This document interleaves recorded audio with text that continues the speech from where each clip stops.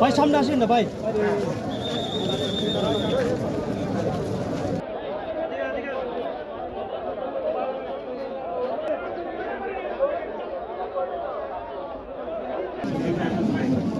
সবাই একটু চুপ হন, সবাই একটু ঠান্ডা হন। আমরা সবাই কথা বলবো, অন্যের কথা আমাদের শুনতে হবে, নিজেদের কথা বলতে হবে। আমরা জানি যে পাহাড়ে নানামুখী বৈষম্য রয়েছে এবং এখানে নানা জনগোষ্ঠীর বসবাস, তাদের প্রত্যেকেরই নানা ধরনের বঞ্চনা রয়েছে।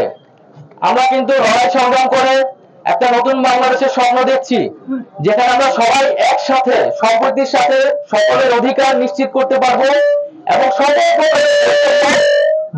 পারবো। তো সেজন্য আমাদের সবাই সহযোগিতা দরকার এবং আমি আশা করবো যে সেই সহযোগিতা আমরা সবার কাছ থেকে পাবো। এখানে বাঙালি মধ্যে ভেদাভেদ, বিভক্তি, দূরত্ব তৈরি করলে অনেক সুবিধা নিতে চায়। আমরা তাদের কোনো ধরনের সুবিধা নেওয়ার সুযোগ করে দেব না এবং আমরা বলবো যে পাহাড় সমতল সব মিলিয়ে কিন্তু বাংলাদেশ, এই পাহাড়ও আমার, এই সমতলও আমার, সবাই বাংলাদেশের নাগরিক এবং সকল নাগরিকের অধিকার সমান। তো সেই জায়গাটায় আমাদের শ্রদ্ধা সম্মান রাখতে হবে।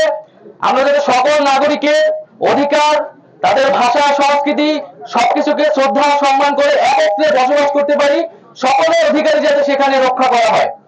তো সরকারের জায়গা থেকে আমরা কাজ করে যাচ্ছি।